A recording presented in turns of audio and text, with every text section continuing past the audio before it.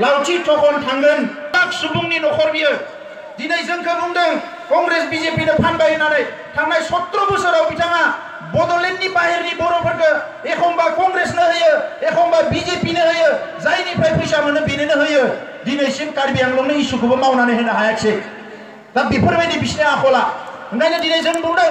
मोजां दैदेनगिरिफ्रा बीटीसीखौ सालायनांगोन मोजां दैदेनगिरिफ्रा एमएलए मन्त्रि जानांगोन जायखौ जोङो बारंबार बुंनो गोनां जाया गाव हारसिं थांनानै जेरै 1990 मायथाइयाव 9 जन एमएलए देरहाहैनानै टेबल सौनानै नांलायनानै बीएससी एकर्ड खालामनो हादोंमोन दिनैबो जोंनो बेबायदि मानसि नांगोन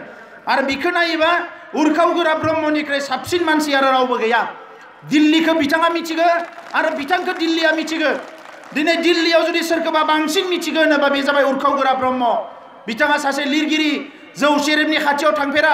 नांलाय खमलायाव बिथाङा गैया आरो हारिनि अलखद समाव सानफ्रोमबो बिथाङा हारिनि जानानै गसंदों रावजोंबो खेरखेरायाखै दिनैसिमबो आं मिथिगो 20 बोसोर बिथांखौ लोगो मोनबाय आङो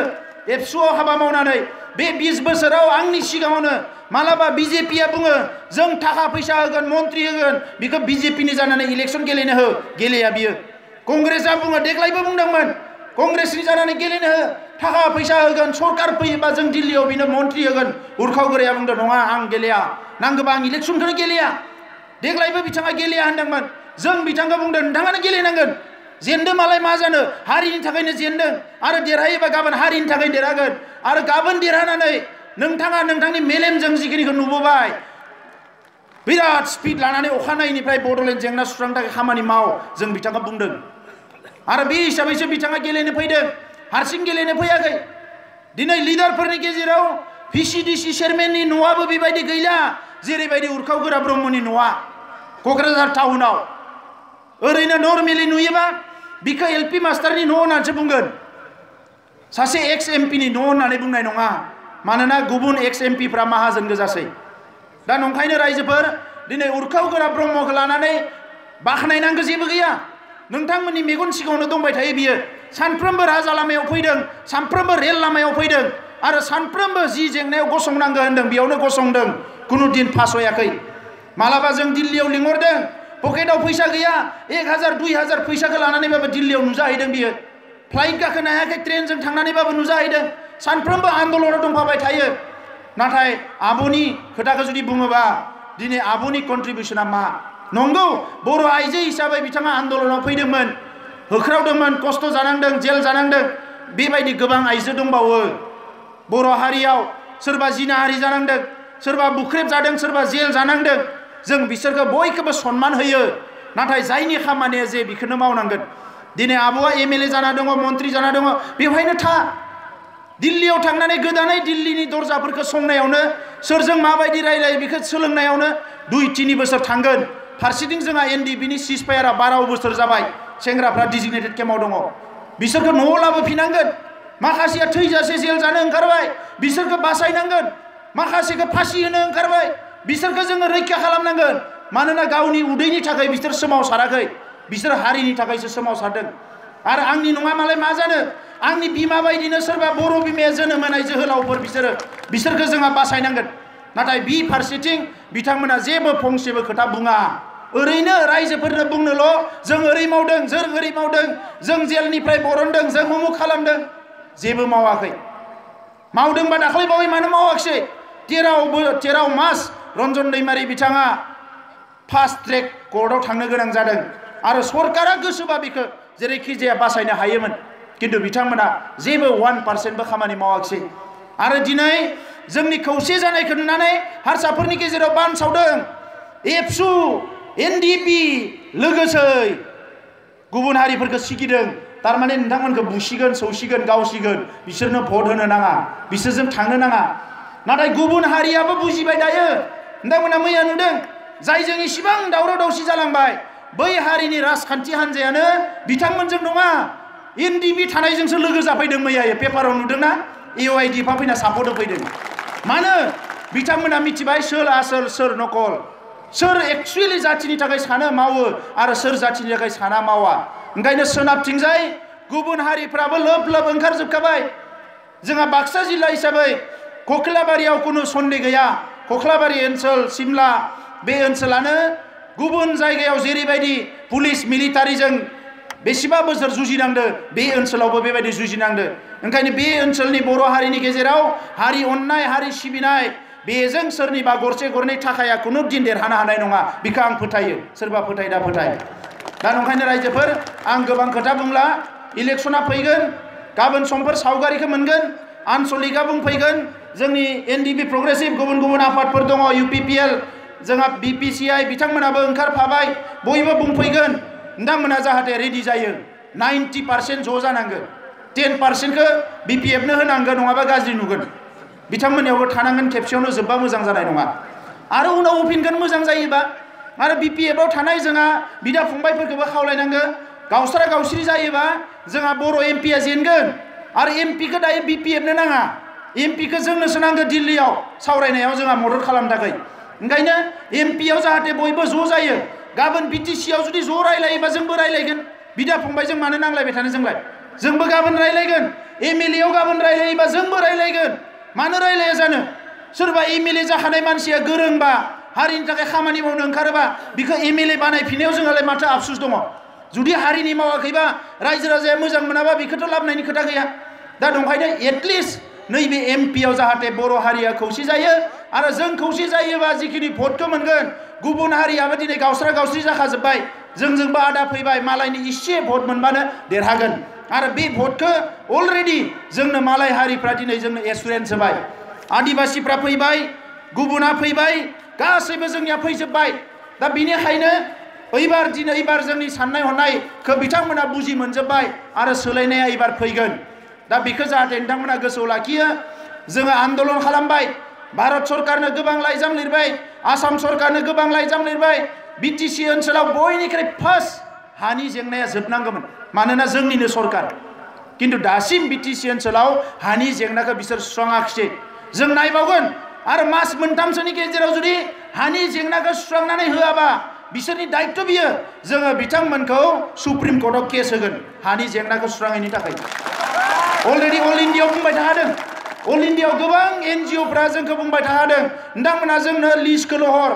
जोंनो हिसाबखौल' हर केस होगोन झारखन्ड छत्तीसगढ़फ्रावबो बेबायदिनो केस होनो गोनां जादों माहाजोन मानसिफ्रा कर्परेटफ्रा इन्डास्ट्रि बानायनो ट्राइबेलफोरनि हाखौ सेनानै लायो दा जोंनियावथ' कर्परेट गैया नाथाय जोंनि मानसिफ्रा हाखौ होनायाव मा दङ गुबुन हारिफ्रा हाबजोब्बाय दैमा सेर सेर फरेस्ट सेर सेर गुबुन हारिफ्रा हाबजोब्बाय मालायनो मेगन मिसिबनानै होनो हायो जोंनि मानसिफोरनो मानो हा होनो हाया रामदेवनो बेसेबां बिगा बिगा हा होबाय बे रामदेवालाय जोंनि बिमाना बिफा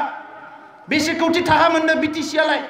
बुंदों अमा माने मा होनो मोसौ फिसिनो होगोन माबा फिसिनो होगोन दाखालै कमारिकाटायाव बर' मानसिफ्रा बुंदों जोंनि लिडारफ्रा बिटिसिनि हा होबाय रामदेवनो दा जोंनि मानसिफ्राबो बेयाव हाबनो हाया जाहैदों हाबनोबा पारमिसन लानांगौ दरजा खेंनानै होआ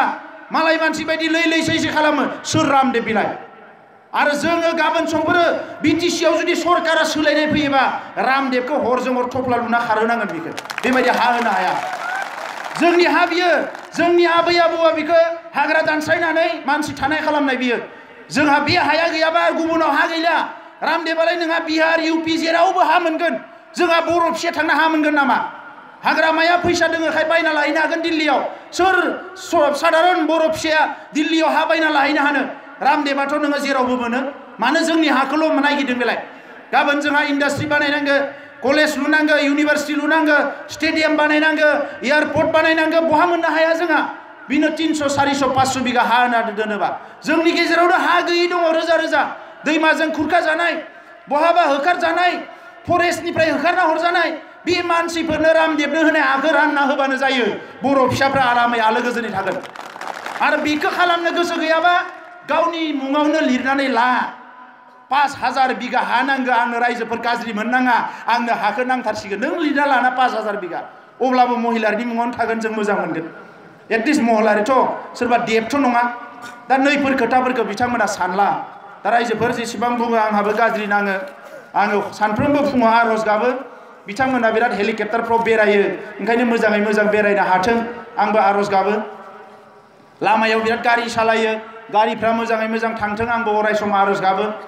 दा बिनिखायनो आङो खुगाजों गोरबोजों बिथांमोनखौ सोंखारिदो गाज्रि खोथा बुंनो आंनि गोरबोआ खुनु दिन पारमिसन होआ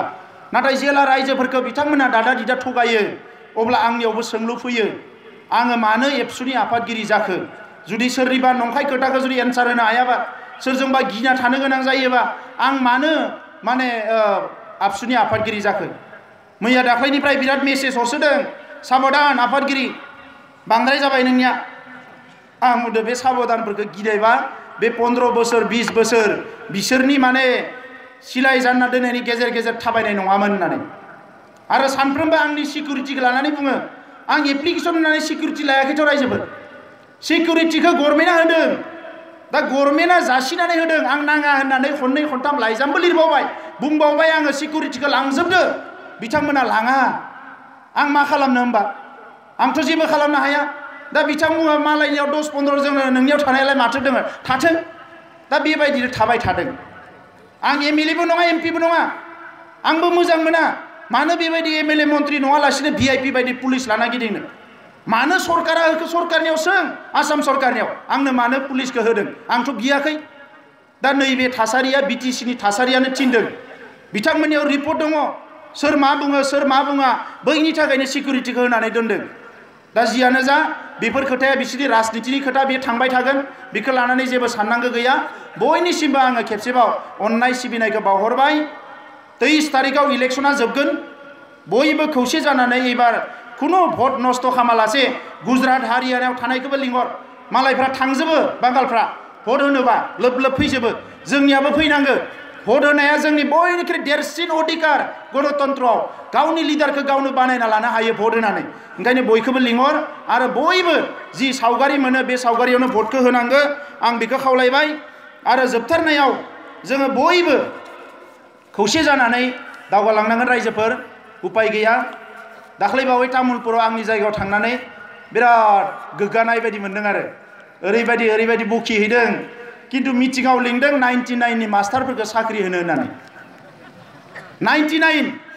99 बिटिसिआ 2003 आव जादों 2003 निफ्राय 2019 सिम साख्रिखौ दाबो होआखिसै आरो नै दाख्लैबावैसो लिंनानै बेवहायबा मा बुंलायखो 99 नि मास्टारफ्राबो आंनियावबो थाङो गेजेर गेजेर थांनानै बुंहैयो जे ओरै जाबाय टेट मास्टारफोरनि साख्रिखौबो होआखिसै बिटिसिआव आंनियाव थाङै बुंहैयो आरो जेला बुङो आं अब्ला बिथांमोनखौ बुङो जे नोंथांमोना मोनसे स्टेन्ड ला बिथांमोना स्टेन्ड लाया साख्रिया जागोन खोमा होननानै आरो बिथांमोनाबो गावनिनो बिदा फंबायफोर जायफोरनिखि बेथन मोनाब्लाबो फैसा मोनाब्लाबो रेगुलार साख्रिया मावगासिनो दङ फोरोंगासिनो दङ बे 99 नि मास्टारफोरखौनो थगायगासिनो दङ दा नंखायनो आं 99 नि मास्टारफोरखौ खावलायनाय गिदों जे बेवहाय नोंथांमोननिया साख्रिया जागोन बे सरकारा थाबा नङा सरकारा सोलायबासो साख्रिया जागोन सरकारा सोलायाबा साख्रिया जानाय नङा ओंखायनो बेखौ थिग जादो आरो फार्मारफोरनो भारत सरकारा एबार बुंदों आबादारिफोरनो 6000 थाखा होगोन बे बिसोरनि नङा बियो भारत सरकारनिसो आरो भारत सरकारा बेखौ मानो लानो गोनां जादों जोंनि ओनसोलनि थाखाय नङा बै इउपि बिहार राजस्थान गुजरात बै जायगाफ्राव अखाया जाया अखाया एसेल' जायो बेवहाय बिसोरो खुन गायो बायदिसिना जुखाम गायो बे जुखामफोरखौ गायनानै जेला फाननो थाखाय दाम मोना मा मोना जायो लन लानानै सुइसाइड जानो गोनां जायो ओंखायनो भारत सरकारा थांखि लादों जे बिसोरनो 6000 होगोन आरो बिखौनो फैनानै दायो जोंनियाव बुंफैदों बिसोरो बबेबा जायगायाव आं खोनाबोदों 2000 होगोन 4000 होगोन होननानै देखा देखि 6000 आव 2000 होगोनबा 4000 जाखाबाय बिसोरो नायदो जोंनि थाखाय फैनाय फैसाखौबो आरो बोखावबावो दा बिनिखायनो रायजोफोर सांग्रां जादो बुंगोमानि लावगौ बयनिसिमबो आंनि अननाय सिबिनायखौ बावहरनानै बयबो आलो गोजोनै थानो मोनथों बयबो मोजाङै संसार जाथों आं बेखौनो लुबैयो जौ लोंनाया खमायनांगौ आरो न'खर संसाराव नांलाय खमलाय जानो नाङा गथ'फोरखौ आखल आखुखौ फोरों लेखा फोरोंनांगौआथ' मास्ट बेजों लोगोसे किन्तु लेखाजों समान आखल आखुखौबो फोरों रायजो राजा नोंथांमोन मानोना जोंनो मोजां मानसि नांगौ आरो दिनै बयबो गिदों बर' लाइमोनफ्रा ओरैबायदि जाबोदों मटर साइकेल सालायखावनाय जौ लोंनाय नैफोर जायगायावथ' एसे खमबावसो टाउन सहर क'क्राझार चिरां जेरावनोखि नोंहा थाखा फैसा गोनांफ्रा ज' जाहैबाय बै जायगायाव लाजाला माखासे जायगाफ्राव ओरैबायदि जाबोदों ओंखायनो गथ'फोरखौ जाहाथे बयबो आखल आखुखौ फोरोङो मोजां गाज्रिखौ फोरोङो बे जिनिसखौ जाहाथे बयबो बिमा बिफा आरो समाजा दायित्व लायो आं बेखौनो खावलायनानै आंनि बुंनायखौ फोजोबबाय गोजोन्थों